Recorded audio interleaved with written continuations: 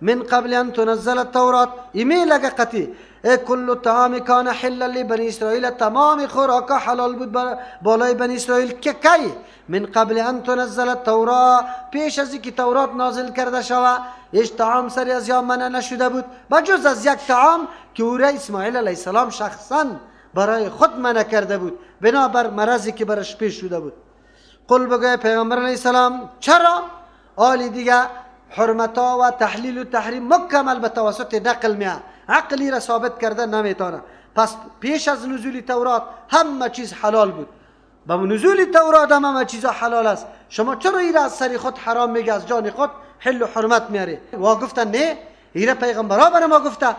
الله پیغمبر علیه السلام میگه الله سرش طلب کو کتاب تورات. معلوم شد که دوی زمان یا کدام نسخه تورات حقیقتا موجود بوده، از او خاطر متيقن بود پیغمبر علیه السلام به ذریعه وحی که همی تورات بیاره این گپا درش موجود نیست که یا بیان میکنه، یا است که تورات بوده با وصفی که تحریف شده بود لیکن امو حکم سابقه هم درش موجود بوده. از امو خاطر الله متعال پیغمبر علیه السلام میگه که بیاری تورات.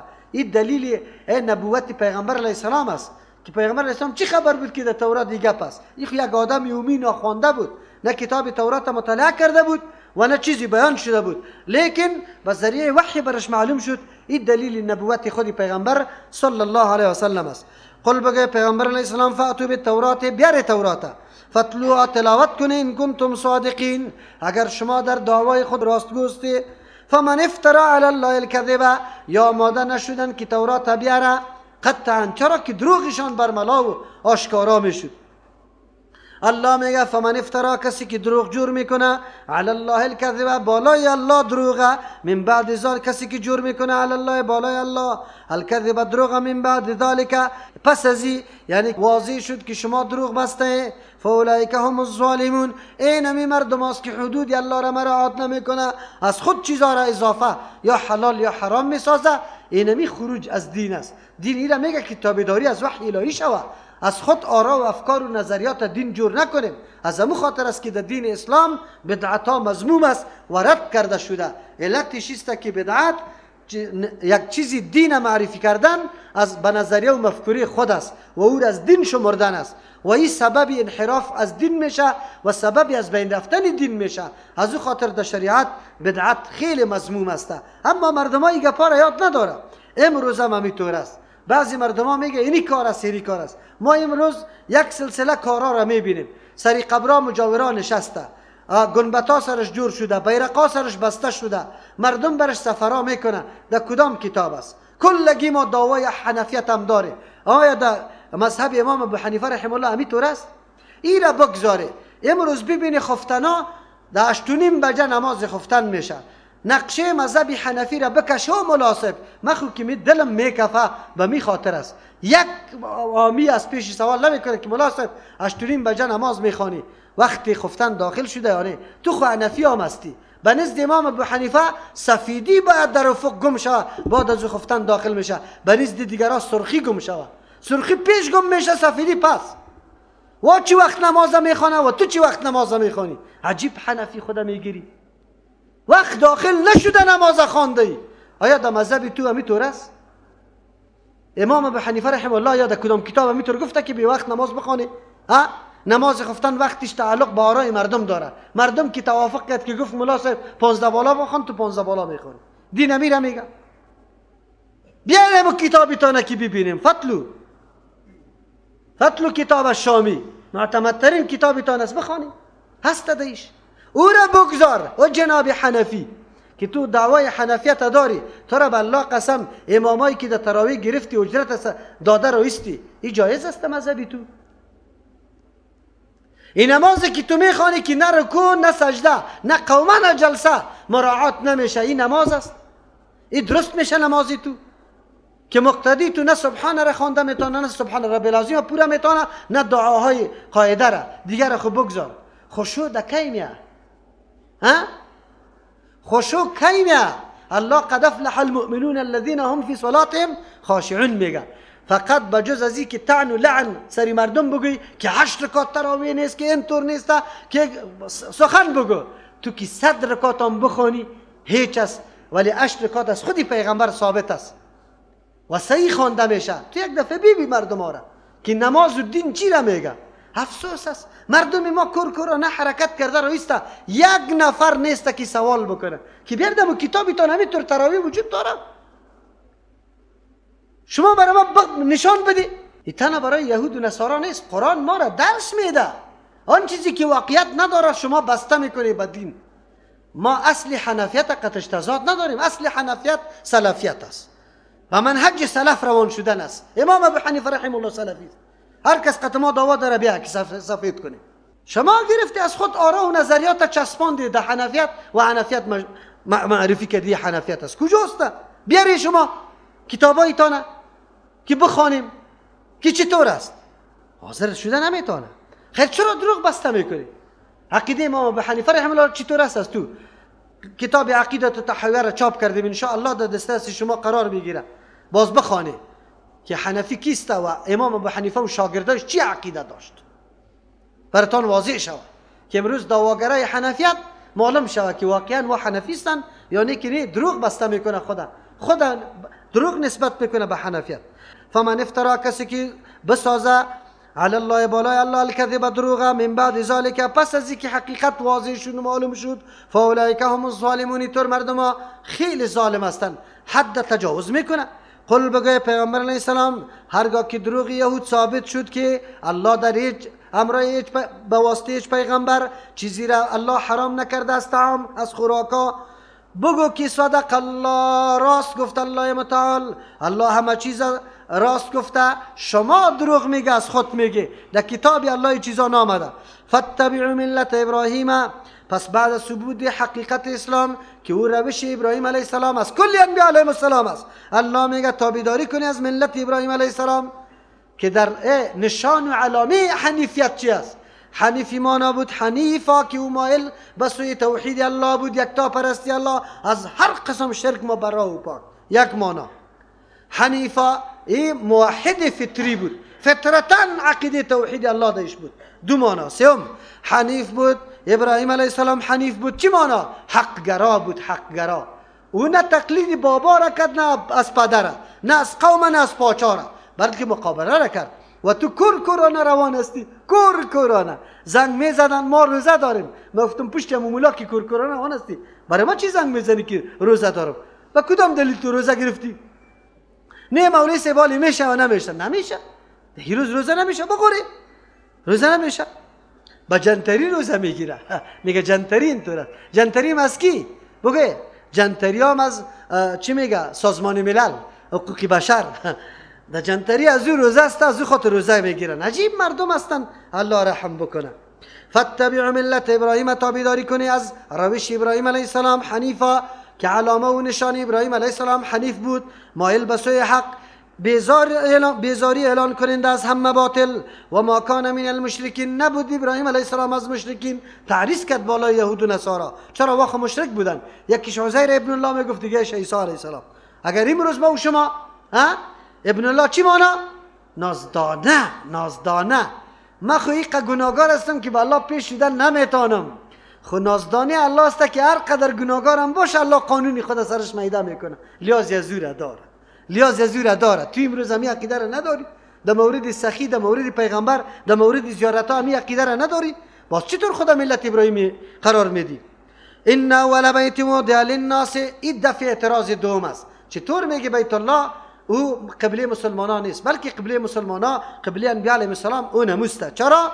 اولین مرکز عبادت برای مسلمانان در روی زمین که بنا شده مکه مکرمه است، یعنی کعبه است. ان اول بیت، یقینا اول خانه برای عبادت بندگان، وضع که نهاده شده، للناس برای مردم، برای عبادت مردم، للذی هم خانه است ببکه که در مکه است، یعنی مکه است، مبارکن که پر برکت است، و هدن سرچشمه هدایت یا برنامه و پروگرام هدایت و راهنمایی است برای مردم، للعالمین برای کل مخلوقات. چرا کل مخلوقات روی خود در وقت عبادت به سوی کعبه میکنه. فی آیات، در اونجا نشانه هاست، للناس بینات واضح، مقام ابراهیم در اونجا نشان ابراهیم علیه السلام است، جای پایش. و من دخله کان آمنا، کسی که در این خانه داخل شوه به امن می باشه. ولله علی الناس، خاص برای الله است بالای مردم، حج البیت، قصد کردن بیت الله، من استطاع، کسی که توانایی داره، الیه به سوی بیت الله، سبیل، از رفتن، و من کفر، کسی که انکار میکنه از رفتن ده حج، فان الله، یقینا الله متعال، غنی، حاجت نداره به کسی، عن العالمین، چیست؟ بی حاجت است از مخلوقات، با مخلوقات اجن و حاجت نداره. دوم اعتراض الله طور دفع میکنه که دیگه خود شور داده نمیتونه. اولین خانه ای که برای عبادت مردم جور شده بیت الله است. هیچ بیت المقدس وجود نداشت که بیت الله جور شده. از همون خاطر از پیامبر علیه السلام که در یک حدیث سوال شد که اول خانه بنا نهاده شد کدام بود برای مسلمانان؟ گفت بیت الله. بعد از او کیست؟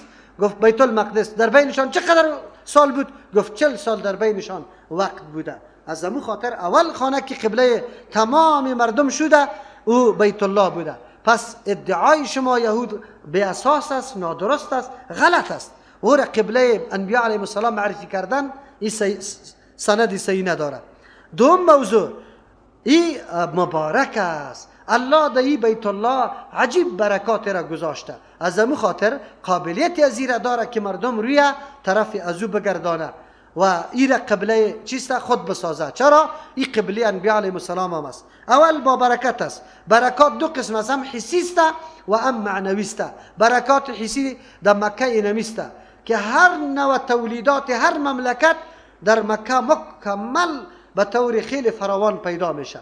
یک چیزی در جهان تولید نمیشه که اول چیست در مکه ظاهر میشه و اونجا آورده میشه.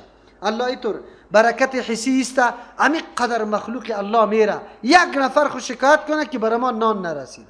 در جهان دیگه اگر یک روز در شهر تظاهرات میکنه یا در اونجا کدام جلسه می داشته باشه و طلا خشک میشه دیگه، مردم گشنه تشنه طرف خانه مراجعه میکنه. اما با این قدر مقدار نفوس و این قدر روزا، در حالی که یک موقعیت خیلی زیق و تنگ است در بین کوها محاصره شده، اما ببینی الله متعال چه قسم انتظامه، همین قدر حجاج میکنه. این برکات حسی میگه. برکات معنویش است که در اونجا اجر و پاداش زیاد است. مردم در نماز خود روی طرف ازو میکنه و یک نماز در اونجا برابری 1,00,000 نماز شمرده میشه.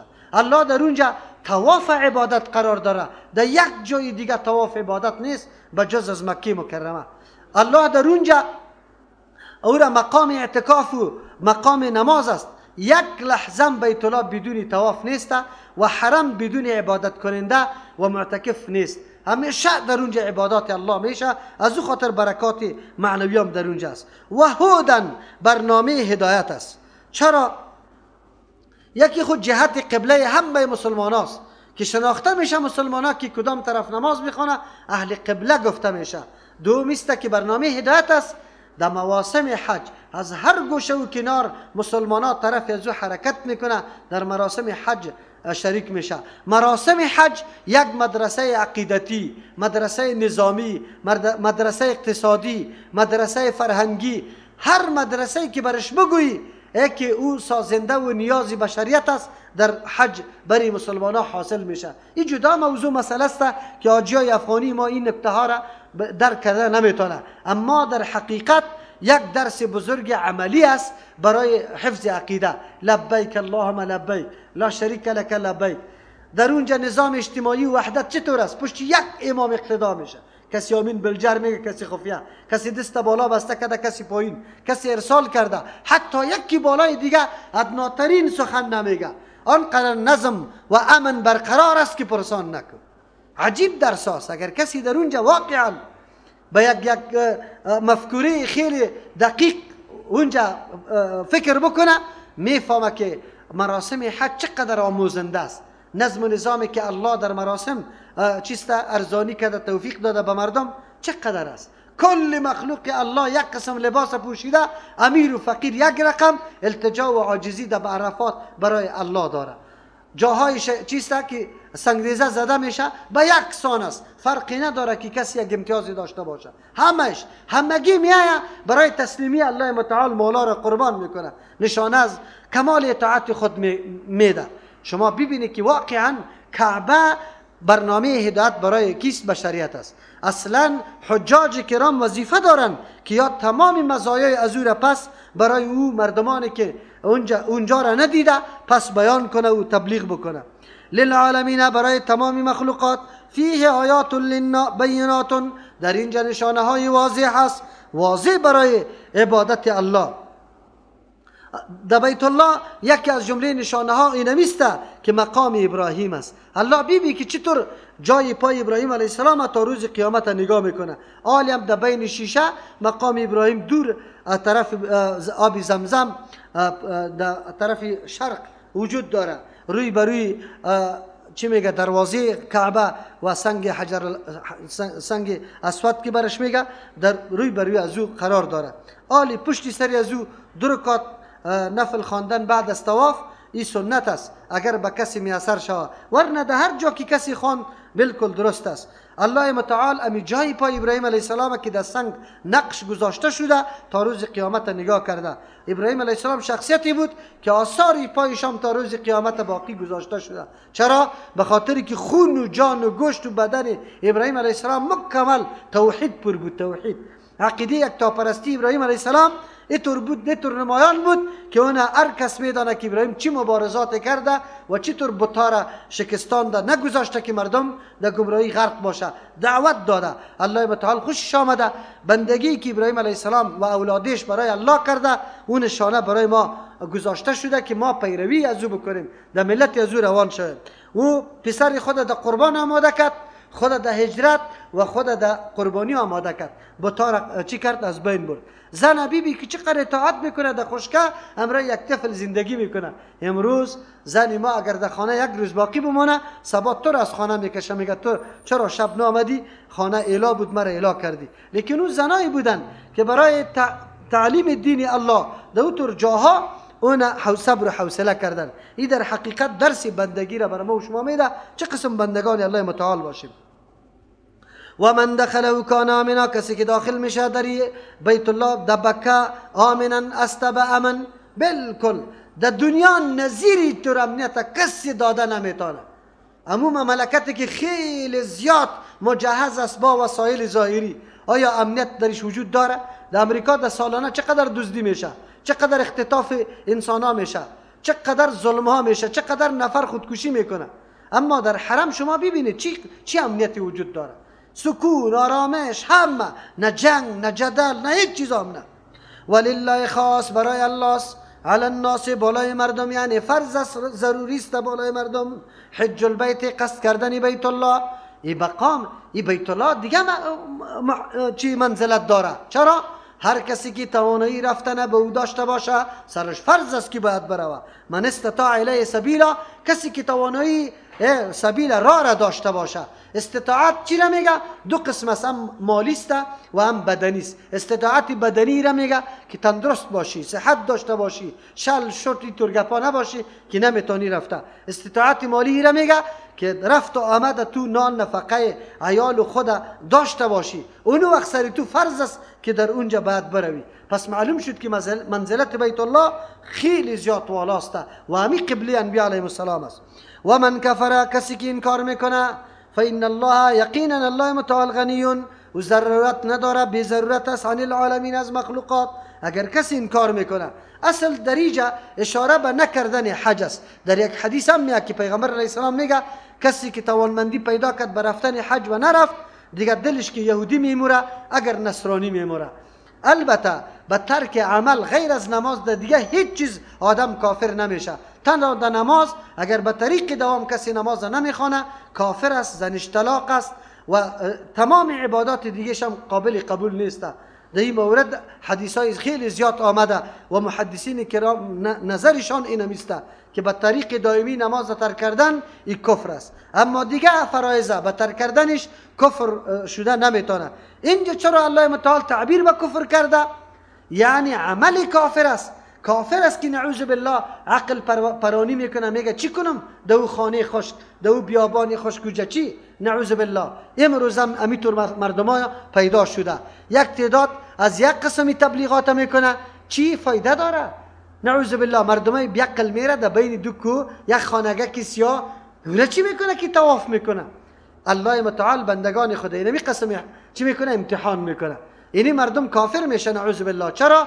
توهین به خانه کعبه کرد، یک آدم پول پیدا کرده، صحت داره، توانمندی به رفتن داره، اما در حج نرفته، میگه که فرض است، توهین کعبه را نمیکنه، این آدم کافر نیست، گناه کبیره را مرتکب شده، اما کافر گفته نمیتونیم. اما کسی کی طور میگه که رفتن در اونجا حماقت است، نعوذ بالله، اینی آدم کافر است، چرا که توهین کعبه را کرده.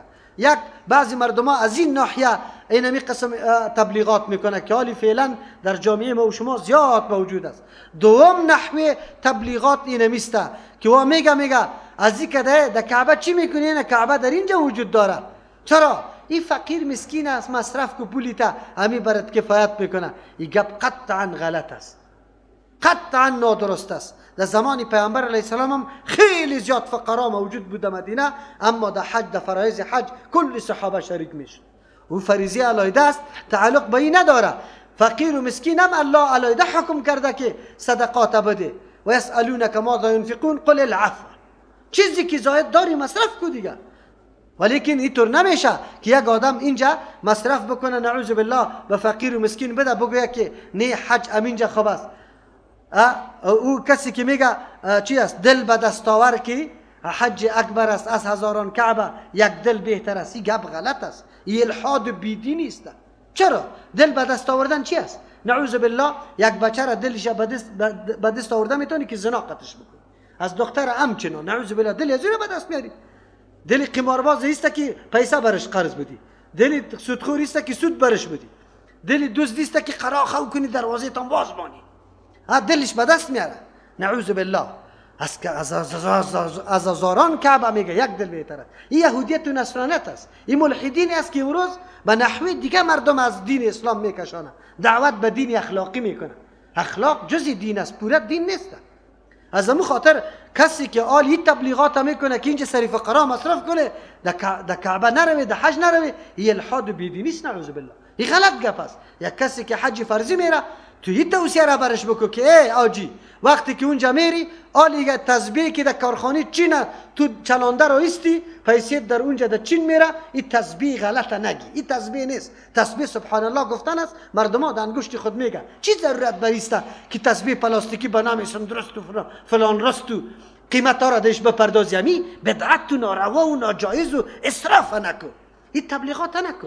همون پول تسبیح تا به فقیر بده، همو پول جای نمازی خودنمایی و نعوذ بالله ریایی تا همو را به فقیر و مسکین مصرف کن. همو ختم خودنمایی تا که ختم میگیری کارتا را روان میکنی، این دین نیست، این بدعت است. همو را سر فقیر و مسکین مصرف کن، هیره برش بگو، نگو که اینجا مصرف کن، در حج نرو، حج فریضه است. الله متعال میگه کسی که کفر میکنه یعنی انکار میکنه، حج قبول نداره، یقینا الله متعال ضرورت به کسی نداره. اگر کل مخلوق حج بکنه در نظام الله چیزی اضافه نمیشه، اگر کل مخلوق حج نکنه در نظام الله چیزی ناقص و کم نمیشه. الله ما را مورد امتحان قرار داره که اطاعت میکنیم یا نه. قل بگوی پیغمبر علیه السلام یا اهل الكتاب لما تکفرون بآیات الله، دعوت به سوی اهل کتاب است، ملامت کردن از یاس، مذمت از یار الله بیان میکنه. چرا بیان میکنه؟ حقیقت برشان واضح و روشن ثابت شده، لیکن بازم یا رای روشن نمیگیره، تاریک میسازه، در دین کجی کوری پیدا کرده را ایستن. در طور میگم دیوال تو بشنو. الله متعال اهل کتاب میگه، اما پیغمبر علیه السلام میگه چی میگه؟ لتتبعن سنن من کان قبلکم، خامخا شما تابعداری میکنه طریقه های مردمایی که پیش از شما تیر شده، شبرن به شبرن و چیز زراعا به زراع، بلست به بلست، متر به متر، حتی لو دخل جحر ذب لدخلتموه. اگر در سوراخی سمسرم داخل شده شما هم داخل میشه. امو مرضی که در یهود و نصارا بود در امت پیغمبر سرایت میکنه، الله متعال ابی طور بیان میکنه. یا اهل الكتاب، اهل کتاب لما تکفرون، چرا انکار میکنه بیایات الله، با آیات الله، به توحید الله، یک تا پرستی الله. والله شهید علی ما تعملون، شما اینطور فکر نکنه که شما محاسبه نمیشه، این کارایتان الله نمیبینه، بالکل میبینه. والله شهید، الله گواه است علی ما تعملون، با آن چیزی که شما انجام میده. آیات الله را در کتابتان هم خوانده، حقیقت توحیده، و بازم شما این کار میکنه، بازم شرک میکنه. قل بگوی پیامبر علیه السلام یکی خود نه ایمان آوردن توحید نه قبول کردن است، یک مزامت میفهمی که توحید حق است و باز نمیپذیری. امروز بسیار مردم قرآن نمیخوانه، توحید میدانه اما نمیپذیره، شرک میکنه. دوم، قل بگوی پیغمبر علیه السلام یا اهل الکتاب یا اهل کتاب لما تصدون، چرا شما منع میکنه عن سبیل الله، از راه الله. کی را؟ من آمنه، کسی که ایمان آورده. مؤمنان را منع میکنه، نمیگذاره که وا در راه حق روان باشه. چی میکنه؟ تبغونه، شما طلب میکنه در راه الله عوجا، کجی کوری را، شبهات اعتراضات میکنه تا مردم مشوش شوه، در تردد بیفته. و انتم شهدا، در حالی که شما علما است. اینجا شهدا به معنای علماست. خوب میدانید کتابتان چی چیز ذکر شده، جزای امچو مردم چی رقم است. و ما الله نیست الله متعال بغافل، بیخبر عما تعملون، از آن چیزی که شما انجام میده. الله جزای ازیره براتان میده، اینطور فکر نکنید. خب رای الله واضح است، یادش چی رقم کجی کوری را پیدا کردن. رای حق کجی کوری چی را میگه؟ یهود و نصارا چون که باسواد مردم بودن و شبهه را ایجاد میکردن، اعتراض میکردن. یک باز گاهی میگفتن سیکو پیغمبر اگر پیغمبر بود دینش باید نسخه نبید، یک روز یک طرف نماز میخواند، دیگر روز دیگر طرف نماز میخواند. این گپا را میگفتن. باز میگفتن اینطور که خو این چه رقم دین است؟ این دین نوی که پیغمبر آورده. اونجا میگه که ما عقیده توحید داریم، اونجا باز میره به کعبه سجده میکنه، طرف کعبه سجده میکنه. نمیگه که ما سجده برای الله میکنیم، مردم را تشویش میندازه. اینطور سوالا را آلی مستشرقین دشمنای دین خیلی زیاد دارن. حالا که پیغمبر چرا نو زن گرفت، حالا که نعوذ بالله حق میراثی زن چرا کم است، حالا که آدمی دوست چرا دستش بریده میشه، این خو فقیر بود نداشت از مجبوریت کار کرده، حالا که آدم قاتل چرا قصاص میشه، او خو شده میتونه یک مرضی شوک برش پیدا شده باشه، او چرا کشته شود.